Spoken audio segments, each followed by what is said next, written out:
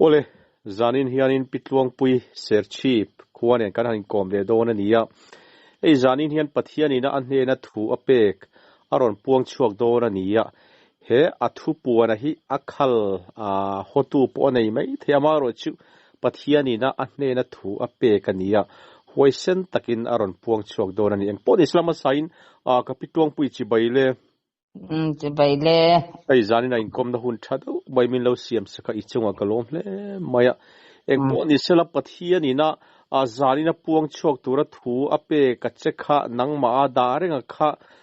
pathian ro puinan ngai thatu zawrami puite tan minron puan sakdona mi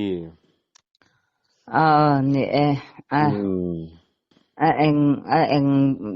ber khange kan puanang o katia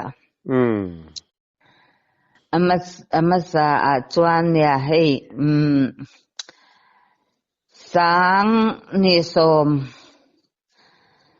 chiar pui local don khan chiar pui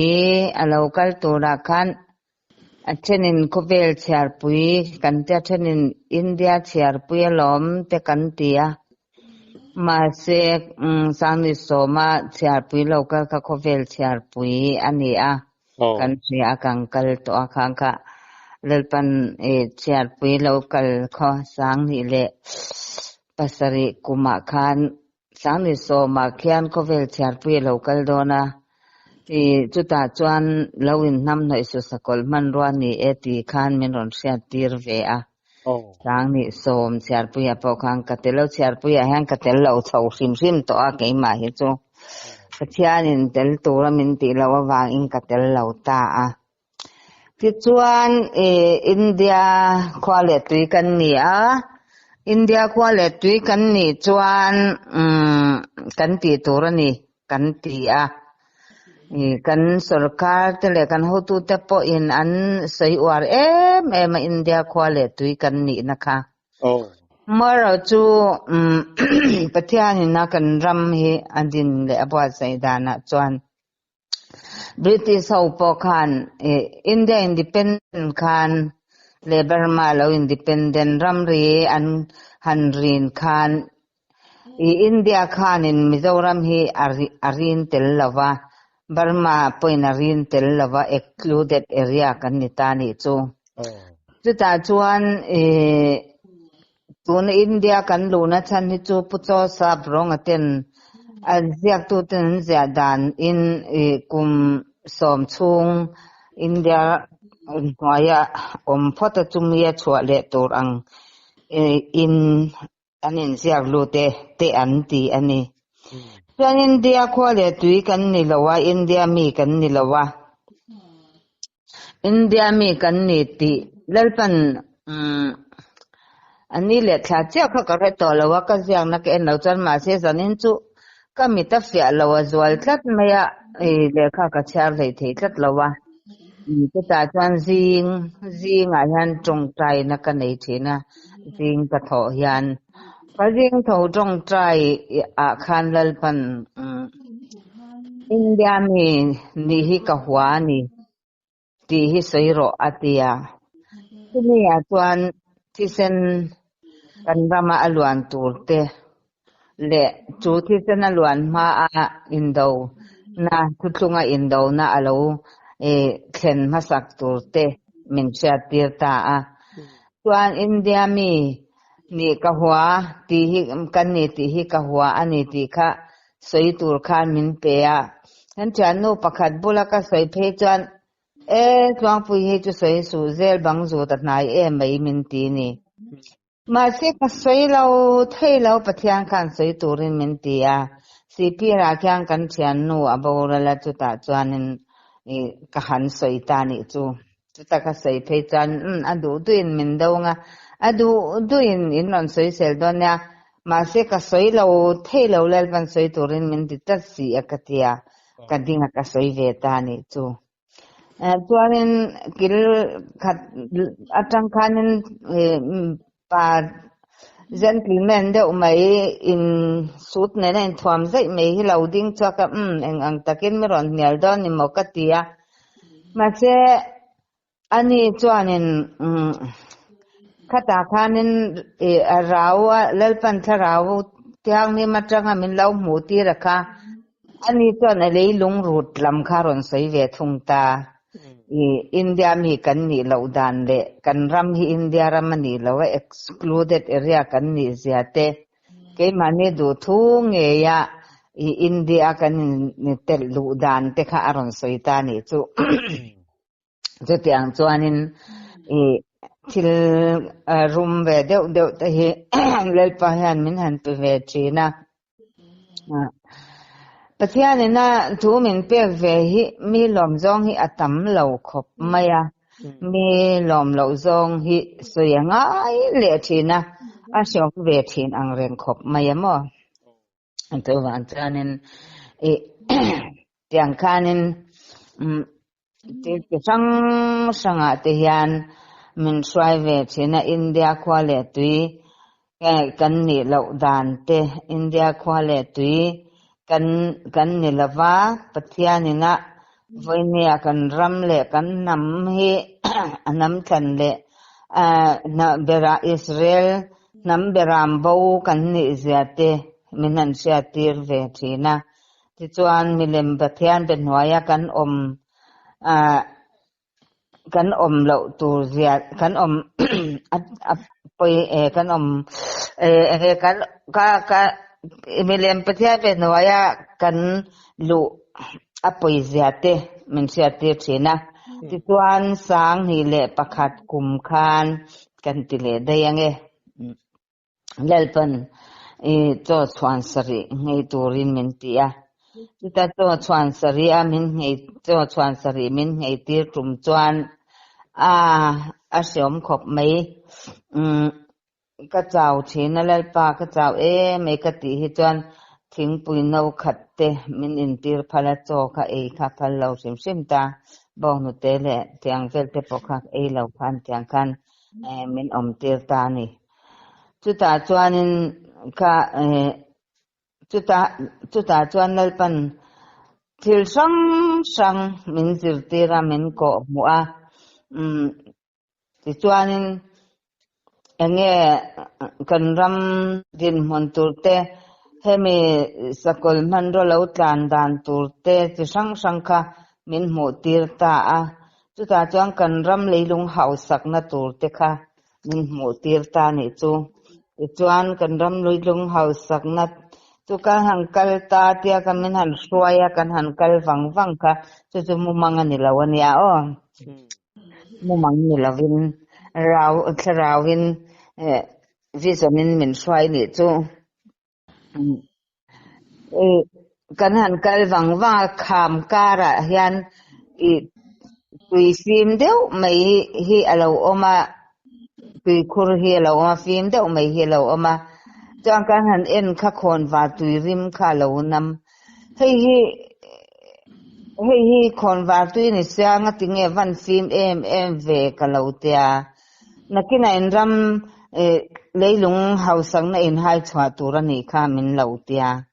chuan kan kal le ta kan kal le zela ruam rai nuam deuh mai hang kan kalata chuan in pakhata in mun pakhat ti mai ang in chia chu ni si lo kha chuta chuan hei thilret kan tiang tayar motor ke tayar ang mai hi motor ke tayar ni chia si lo ti ang hi an lo da le chau mai heng hi enge ka lo tia in ram leilung hausak na in hai chwa turani hi min lo ti le ta chuan kan kal le ta zela chuanin hei kal konga khanin tilwal lian pui mai hi alo om thlia thua maya chuanin heng hi enge ka lo ti le khan hei po hi in ram leilung hausak na in hai chwa turani hi an tia kha aming ka zo khanin enge an ni tia ka zo khan in ram leilung hausak na in hai chwa turani hi ti chia khan min silani chu chu kan ram leilung hausak na kan hai chwa na tur chu mi sang ni le som ni pakhata cho chuan sari ngei tura min ti chu ma chuan chu mi amin mu ti ra chuan chu kal kan la ton lo kan la thlen lo ania mo chuan hmun pakhata kan kalta pakata hian in lian pui mai hi lo oma chula chuan min swai lu ta hei hi eng hmun nge kalau tia hei hi nakina chuan in ramina heta biak in biak in turania nakina chuan heta hian hmun khata hian in laloi vek don ani chimle ma chakle thlanga tangin heta hian laloi khomang ti kha min on silani chu biak in kha lian pui mai hian nuam em me zau em mai khan ya heta hian in lakal khomang in lain khomanga chimle ma chakle thlanga mi te tuna asang te inin khomang hian inin khom to don lo min ti ni chu chu amakhi kalati top theilawa tuna po hian ka ngai to achin hian mo ta hetia ka soizong po hian ka mitla hian a muze la nikhang ang min mu tir le min sha tir ang ka chu ti ang chu ania cho chuan sari min ngei tir tuma khan in ram om dan tur ka sha tirang che atia ka muang che in ram din mun ka mo tirang che tia di chuan ka ding ta alaya khang kan ding kha eng hian mi hwal ta kul mai ni chu ta eng in min hwal kul chu khami eng ina achun phak lo chin thim chin che khan mi pui hi an tam em mai ni chu ta chuan mi pui tam em mai a khan amak lutuk pathian rongbol tu le pathian mi cha deuh akan sia te kha thim zinga khan an zu om vek ani chu mak lut to ka chu tak chu nia pathian mi anga kan lo ngai le kan lo sia te hi pathian lalpa setu ni ma lalpa sia ti ni lo chan che tuan nun na i nei lawang ti ang deuhin mo pathian mi tak ni kan lo sia ko san upa te pastor te khang anga te po khang kamel siat te le kamel siat lo te khung te khu pastor ten ne khung te chu tiang kha tiang te chuan ni ati kha min sila min siat tir zel ni chu tu ta chan kan em pi phat po ti khanin pathian ne na pathian thuwa du ve ma a in candidate don te po khanin mi po rel lawa ama kong kha asoi mo pa cha ka ti ve lut to pathian to sei te kha cha hi ka ti lut to ka ma se chu mi chu I thim zinga khan tel ve thlat ni chu ti ang chuanin pathian ina ke mani lam ni lawalal pa zo kina ama du zong le ama lom zong lam zo ka om tura min du na zo ke hi voi ne hian kan ena kan thlir ya poi mo ta ni chu kan lom na ni lawin lal pa lom na voi ne hian kan lu angai to ani chu wang chuan ta len khat dong tu ne na te ta len ni dong tu ne na te ta len nga te ape cha apu ne na a ho do na apua zindon khan talen nga pakhat acha lo pakhat ne na talen nga ape lo ti pung turin pakhat ne na pahni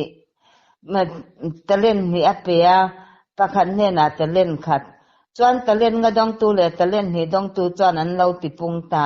pakhat dong ap talen khat dong tu te ero chuan kapu idu am zia te ka sia a itu lo na a itum zia te ka sia chu wa chuan I talen hi khathi hei leya ka phuma atia alo hoa khana pun he na apea midang ero chon an talen khan lo tipunga chuta chon boy thalerin om iti tha pulom na lo dro tem te chunga irin oma wangin tam tak chunga ko om tirang che pulom na lo dro atia chuwan chon voin ni ya poyan tem te chunga rin oma tam tak chunga kanom thena turata na chon rin om takalal pa ta na kan nun kan hun te kan mana poi mo ta ni chu wang chuan tun hun me kan ram din hun ne kan ram om dan te lalpa du dan ne lalpa konga hian kan kal to lo dan te ka ngai mo em chin chu mit thi ina kwar ina te kan han kal ta mit thi ina te kan han kal ta a mit thi chan chin te an han soya pathian atri zia te pathian lama te a in man na sa zia te pathian ta na thane mangai chin zia te hi kan soi tam to lova ko shanta na amin man na sa zia te le atang kai zia hi kan soi na sama ma to te katia mo ki chuan chu man chuanin tun hona hian pathianin ama ta na che ading tura ta na le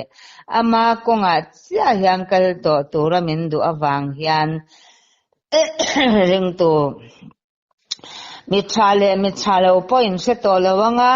midik lo point se to lawang thu dik ngen soi thut na dot ngen soi thu dik kan soi point se to lawang ti ang deuh khan tun hona hi chuanin ring tu kan ni dan kal kong te po hi kanin chhun ngun hi apoi mo to hle in ka seve ani chu tuman chuan pathianina kan kongata na aruat le ada mek te kan ram din mun le kan ram om dan tur chuanin kan soi le dei nge kamu mang pakhat le chu dana ya mu mang ka lo ne ya chu ta kamu manga chuan hun lo la thleng lo ania maro chu soi aron ka thil soi tang kan ron soi lang tlak ka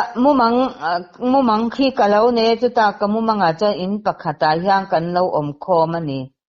chuan in pakhata kan lo om khom kha kong khar hian on kik dot to ta chuan kong khar an on kik dot kha ka va hong ta ni chu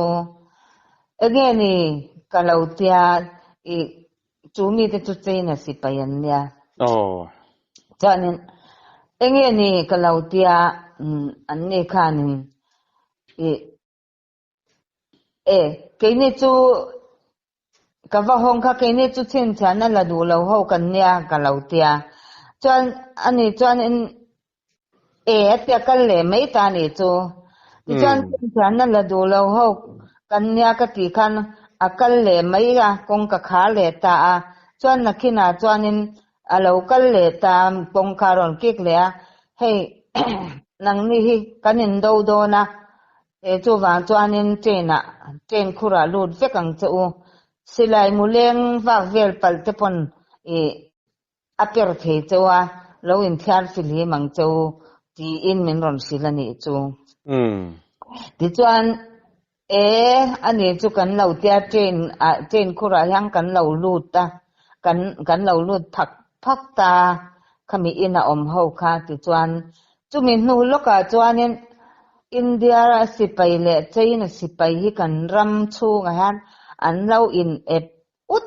maya an lo in do na ni chu in do khan lo tu kan lo in ep na se em maya chu ta chuan ke ni ero chu khatya anin ep ut lai kara khan train khura khan kan lo lu ta kan lu sel cha ti khang ka har ta ni chu chang ka har ta mak khi ka ti em me oi nge om jan le nyang o ka tia chuan pakhat le ai zola ka om la khan zana hian kamu manga hianin sipai hi kalo muani chu tu mi sipai te chuanin intelligent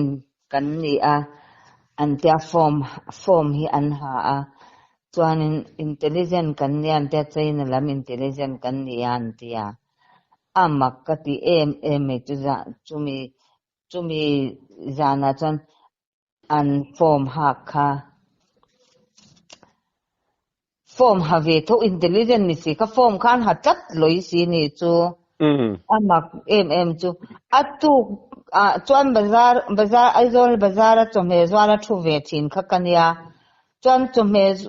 bazara khan chome kan zwara ka atu ka vakal chu zana kamu manga ka mu ang chia kha bazara khan sipai kha khami form ha ang chia ka va mu ni chu oye mak ka thianu bula khan inte hemiti ni zana kamu manga ka mu chiang lu tuk ka tia ka thianu khan amak kha til tu ka ui van mak mu tak tak mo te o ka mu chiang lu tu kan ma ni en mel te po hi an ni chiang lu tu ka te van mak ve tia chuan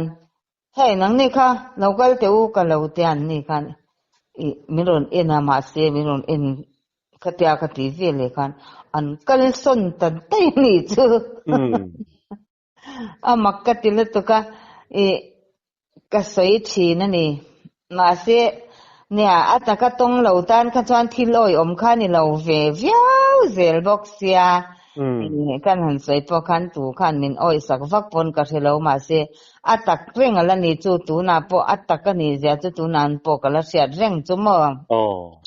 han phwa chop ngai na vak po om chuang lo phwa chop dan po ka thiam bok lawa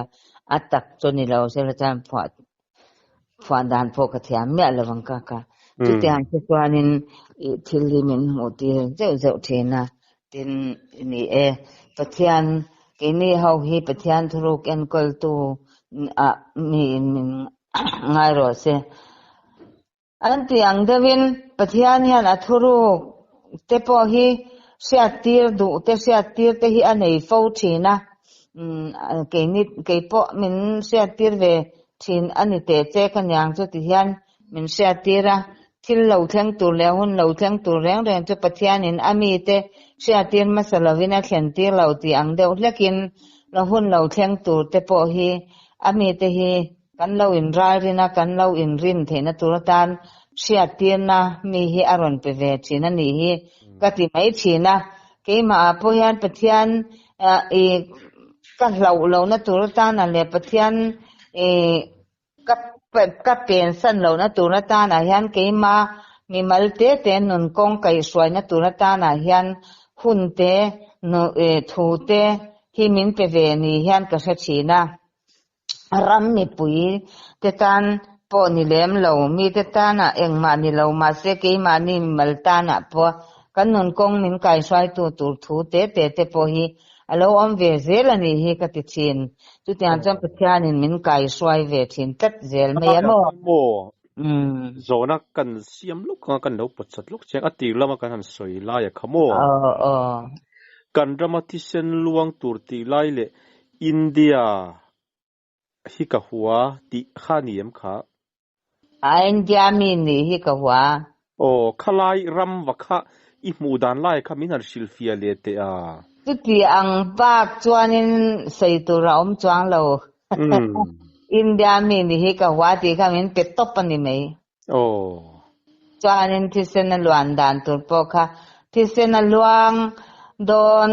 alwan na tur kha heta ka ma hian thisen hi aron luan ti ramo aron luang zui meya kan ram om dan tur kan ram thisen luan dan tur kha miron pe ya chu an nei chuan hemi thisen lo luan man tu thunga in do na lo thlenga nga ti ta tu na hian tu thunga in do na chu alo thleng me ka Sunday le sabat po hei tu na yan iuti pa po Sunday adikti le sabat adikti kanin bei loi hi mo hei hi tu thung in do na ti in lalpan ke ma a chuan min shat fia tirani chu mo chu alo thlen to awang hian kan ram a hian chu thisen lo luan na hun tura chu alo a hlawak to lo mai the ni ma se ke ni chuan a hun le ni thu chu pa chau lo chuan a se lo ti ang dawin chu mi hun khami huna a soi the lo pa ina hun na ti ang zela zo ka khan aron thlen tir mai tura ke chong ka ngai top mai amo ni chu mi kum ti vel lam pang kha ke chu a hun le ni hi min pe ve ngai lova khang thil min ron sha ti le min ron mu tir khan mo alo thlen dan tur hi min ko mu top ani me ya min sil top pa chu ti chuan alo thlengang alo omang ti hi min sil top ani ya a then lo om ti chuan pakhat le chu thil mak deuh mai mani mi mal nun kong lalpan kan lo in ven ve theina turtan a le kan lo in sing sak thiam theina turatan ani mayang chu min lo peng le chu zan lama hian mumang min han pe a chu kamumanga chuan zan vai khat chu kamumanga hian kan ina hian mi pathum hi an lo leng lu ta chuan an lo leng lut kha min lo kap an pistol hian min lo kap ani chu chuan pistol la min lo kap kha ke pon ka lo kap ve ni chuan khatia kanin ka lai khanin khata min ron be tu te zinga pahni kha kalama khan ron tang ta thut maya an thian an ron kalpui kha an be ve ta ti khan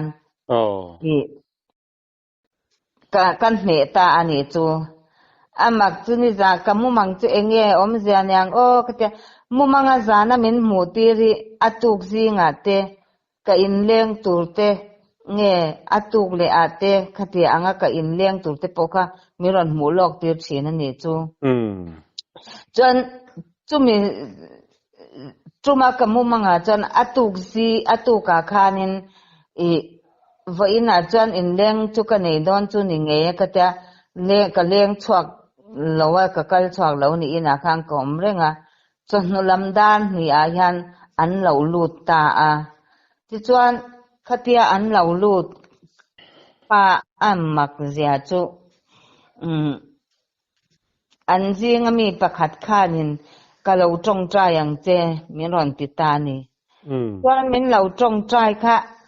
a tong trai a tang khanin i amma a changa chuak ni lo pathian kharau thiang li ma changa chuak ni lo he ta mi ti awangai kha ka changa i ron tong trai a khatia min ron be kha ani ti kha pathian kharau kha min lo sia tir ani chu ti chuanin a tong trai zo ma khanin aming chu parte nia aming kan soi me nge parte thu phot te eng po ni se i tong trai khamo pathian kharau thiang ni ma tanga chua ka tong trai ni tlat lo ni danga i tong trai ang lo tlat ka tia ni danga po kanin kom ho tina tong trai ho na te po kan nei fo tina thon thu phot te khoya nge in tu na in lo len ma hian so ta zuang tu ya in valeng ti ro ka tia o an ti tamai chuan zuang tu ya in valen na in thu va don son kha voi heta yan thapathian tharawa tanga sia tir angin keinen ron beita a hi pathian thu ani lo ti hi in sia thot angai ta ni chu chuwan chuan ti ang hian tu ma ti le to ngai suang chi kha tia ka lo hau ta ringot ni chu tu za na kamumang nen chuan a in mil ta chia ni chu ta chuan apasal le a thian nu khan an la loka an cha no party chu an hau ve ta sep mai ni chu i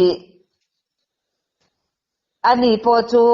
a in thiam lova ngai dam te po kha dil te zok ta chu ti ang chuan zana lama hian mumang kaneya ka mumanga hian khatia anga min lo be na te a om chuan ti khan atu ka te ka ton ngal te oma a chen chu akar le lama te ka ton ngal te a oma atu ka ton ngal te hi atam em mai ni chu ti ang chu neu chu soi tur hi a om neva amai ro chu khami kan juk soi khan mimal thil te ani china wangin khang zong kha soi vek kha rem lovani chu soi khwa vek rem lo hi om tlat pathian thu le pathian rong bol na ko nga yan mo adi tu tam takin kan se thiam lova ka kan soi ma saka po kha chola soi thelo kati tun sani somni pathum MLA in khan chungchang ka mu chungchang a po a la soi chwa thelo ve ka ti po kha chen chuan in comment na te khan a pathian na sil tak lo nyang thi te pathian na sia ti to la soi oi lo la soi thiang lo ti hi om ka ring lo ti tok te pon oma ni an ma ni rin lo na lam zo na chan lo ring lo ve ta phot mai sela paro atu nitina ka soi ang khan ke ni hau hi krista rong bol tu ale pathian thuruk en kol tu min ngai ro se thuruk en kol tu ni tur chuan mirin om ni angai ati ang deuh khan pathian hian a thuruk min lo en kol te chuan mimal ni na te mimal nun ni na te e tuna en tinan mi ril rovasia the na te po hi min pe china ni tharau fin na atangin mo chuan cho chuan sani ngei tura min ti tum chuan mi ina min ron soina le min ron rel na he lama ka siat lo na lam le lama min ron soina le min ron rel nai he ta hian ke ma thin lunga hian a lo lu thin ani chu te lo lu thin chu amak lutuk a lo kal wang zela chuanin a lo kal wang ka enge tak nge ni ti ka siat na tura ta na khan at khamini a lo kal kha atu ka te mo atlaya te mo khan khami min soina zinga mi te zinga tel mi pakhat tu emo ver kha a lo leng nal nala chu tiang kha tiang chuan an soya chu tiang kha tiang chuan an ti che ti kha mi ron sil le thap zel ni chu e atong lo tan chan thiloi om lo lu tu kania ma se atak nge ni boxi mi ril ro vasia theina te mi thinlung ngai tua na te vasia theina te pathian tharau thiang nim fin na atang hian a omani ti hi kan sia ta poimo tu wan cho mi ina tharau thiang nim atang an don le an nei an han soite ke manin kan du dan le kan ngai dana kan lo rin lo ve ngot te kan lo ngai dan te kan lo soi ve ngot te po hi arem lem lo athalem lo ti mayang chu tiang chuan dal pan tharawa min han om ti tak chuan he kan sing nun siat ve na zong te po hi min ti bo sak vekin ama sian na a min han da tak chuan mi thin lung le mi ngai tua na te mi om dan te zong a te kha min siat tir ve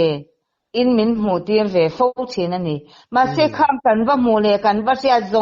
zong aka sui chua vek kharem mi alo thung ani chu mo sui chua vek kharem mi alwa a chan chu sui chua vek tunin lal pan min tilawa hei hi sui ro ati lo chu ke ni tan chuan va sui chua chi ni lo ta ni chu chu man chang kan sia le kan mu zong kha sui kharem vek lo soi tura pek amin pek hi chu soi turin min ti me ni chu tiang chuan vati ro min ti me zel ani ma se soi tura min ti lem lo min mu ti le min sha ti ra ka chu ti khan min mu ti ra min sha ti ra kan sha kan mu ani mei chung zong chu ke ma ni lam so ka hi kan lo ra pel lo kan dai pel lo na tura ta na pathia ni na min ven na a ke chong ka ngai ve thung ani chu mo chu tiang chu ani a hey chu tiang chuanin pathian hian kong sang hian min mu tira min sia tir ve china chuan he sa kho tu in tuk plan na chung chang kha sa kho in tuk plan na tu te nge pom te pon ron ti deu kha ni khani kanin kom na khan nia sa kho in tuk plan na pom chung chang hi lalpa hiya mi hi asya tira wang ha ke po ka soi le pup mai chena amma ero chu tharawa sya tir na le mu ti na te khati ang kha kan ni ve lo chuan zukrin mai hi a har ve lut tukani zukpom mai hi a har lut tukani maro chu pathian zo kena asya tir le amu tir tharau min sya tir chang takatang hi chuan pom lo thei hi ni lo ve thung ani chu katilai khanan sei vak donila kharawa changa siat fiana te nei lem lova beng missing siat na ringot changa sia lo ngai thla ti ta na kha chuan pom thiam thei lo a bop lokalak thei kha tam lu tuk mai ni mo chu wang chuanin chung awang tak chuan alom pathian chuanin khang zong kha a zong a sei tura min du lo thin na chu wang chuan a fin tharau fin na le tharau in alo kai swai le alo sia tir ve te bok tan lo a sia thiam thei ni si lo akha atam em me ni tharau lam konga hian chu wang chuan tu na po hian sei asang mai ti te po kha han soi la in ron ti tangot ta ni chu sang kha han soi tangot ila tu te emota na kha chuanin bop lokala ka engmota ka in ti sep theina ni tlat mai ni mo rau thiang hi mina asia tira fin na sia thiam na le mu thiam na ani ti lo benga sia na maya no sia ka chuan missing in huan na ti thing the ni tlat zel mai ni maro tu pathian ni na tharau thiang ni ma alo sia tir le alo mu tir ve alo kai swai ve to te tan ero chuan sia thiam the na zau tak om loi si ka ni ta ni chu tu wang chuan e kan trong tur te kan sei tur te hi kan phim khur hi angai em a ru langa fing thu ro anga poi khoi lovin om ro u te min ti ta ni chu tu wang chuan nal pa ring tu te ru langa fing thu ro anga poi sei lo wa kan om te angai a tu wang chuan kan trong kam chuak te chu kho ngai na tel chia al ani te lo ngai ta a tu wang chuan rem lo na siam tu ai chuan rem na siam tu ni te kha alo poi mo zela wang khan I kan sei kan sei tur ang to ka kha I lalpan sei tura min ti chin ba ki chu sei thelo sei tura ati lo chuan e kan leite kan ka te he kan du lo na lama hian akwai mai ni tu wan chuan kan thu ani ya ke mani thu kan om lo zia te aron ti lang chiang deu zela chu wan chuan tun huna po hian he kan ram le kan nam hian lalpa lam kan hoi hi apoimo tak meu ani kan tluk san to zia te tuna hian achiang em ani tluk san na te hi aom zet lo chuan dan bo chepa bo ral fa pa alo lang thei lo atia chu tluk san na chu alo thlen to awangin tuna hian dan bo chepa bo ral fa pa chu aron lang to ami te aron zonga aron chin chia chu wang chuan lalin chuan tu point anun hum him du chuan chana nga anun chana piang ina hum himang ati nanuna te kan lut to chu wang chuan tu na hian khovel ro point le sum le pai hausak na kan thang hel na awang te point tu na hian lal pa hi kan sal chur me kan ti te po hi zoram ring tu le Christian te hian kan in ngai to har hi a hun to khop mai ti te kha kan ron sei sam du ani chu ole harau pui le mai